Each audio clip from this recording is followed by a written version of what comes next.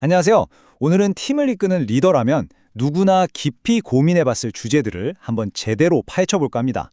바로 팀 관리의 가장 어려운 부분, 해고와 동기부여, 그리고 리더로서의 성장에 대한 한 리더의 값진 철학인데요.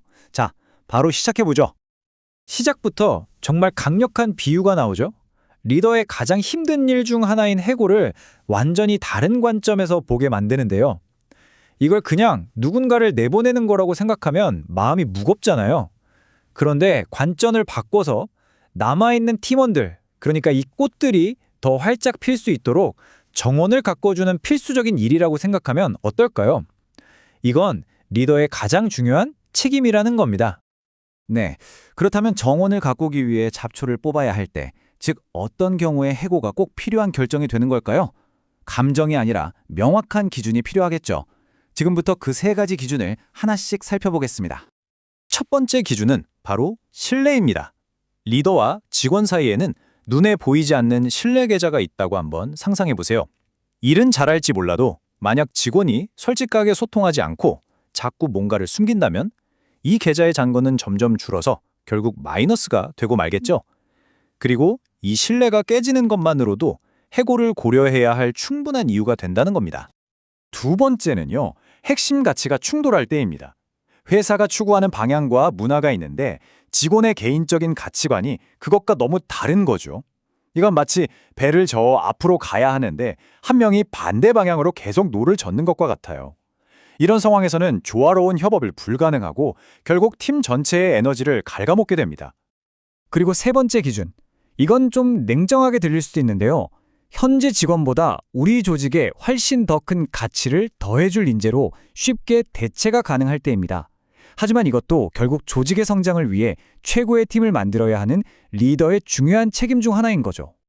자, 정리해보면 이렇습니다. 신뢰가 깨졌을 때, 가치가 충돌할 때, 그리고 더 나은 대안이 있을 때, 이 세 가지 기준은요, 해고라는 아주 감정적이고 힘든 결정을 팀 전체의 건강을 위한 논리적인 평가로 바꿔주는 역할을 합니다. 리더가 개인적인 감정에 휘둘리지 않고 객관적인 판단을 내릴 수 있도록 돕는 거죠. 하지만 최종 결정을 내리기 전에 리더는 스스로에게 꼭 물어봐야 합니다. 나는 정말 후회 없을 만큼 최선을 다했는가? 이 질문에 그렇다고 답할 수 있어야겠죠. 그래서 벼랑 끝 전략이라는 걸 사용합니다. 말 그대로 더 이상 물러설 곳이 없는 마지막 기회를 주는 거예요. 아주 명확하고 측정 가능한 목표를 주고 그걸 달성할 수 있도록 리더로서 정말 마지막으로 최선을 다해 돕습니다. 하지만 그럼에도 불구하고 변화가 없다면 그때는 미련 없이 하지만 서로를 존중하는 마음으로 이별의 절차를 밟는 겁니다. 이 꽃가마라는 표현에 모든 게 담겨 있다고 생각해요.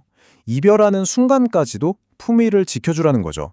넉넉한 퇴직금을 챙겨주고 다음 직장을 구하는 걸 진심으로 응원해주면서 좋은 관계로 마무리하는 것.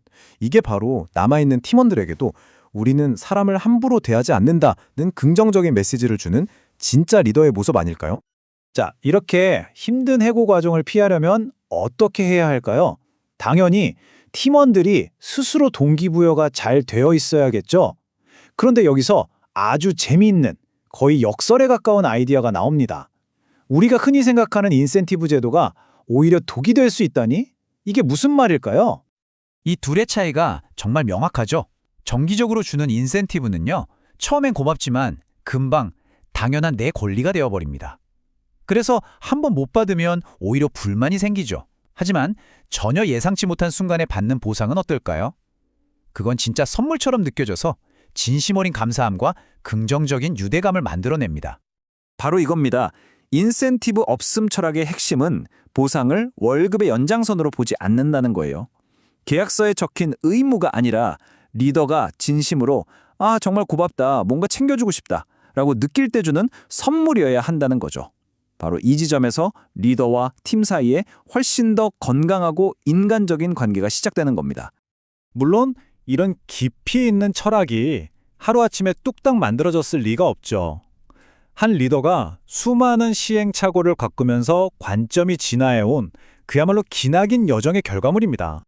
리더의 내면에서 일어나는 이 변화 정말 흥미롭지 않나요? 처음에는 모든 문제에 대해 다 내 탓이야라며 자책합니다. 그러다가 어느 순간 아니야, 저 사람 탓이야 라며 남을 탓하는 단계로 넘어가죠. 하지만 마침내 도달하는 깨달음은 사람은 쉽게 바뀌지 않아. 결국 애초에 사람을 잘 뽑고 누가 와도 성공할 수 있는 시스템을 만드는 것. 그게 바로 온전히 나의 책임이다 라는 겁니다. 이 마지막 단계가 바로 진정한 리더십의 시작이죠. 이 기나긴 성장의 여정은 결국 몇 가지 강력한 원칙으로 정리됩니다. 리더가 팀과 자기 자신을 어떻게 바라봐야 하는지에 대한 궁극의 마인드셋이라고 할 수 있겠네요. 이 원칙들을 관통하는 핵심 키워드는 바로 완전한 책임입니다.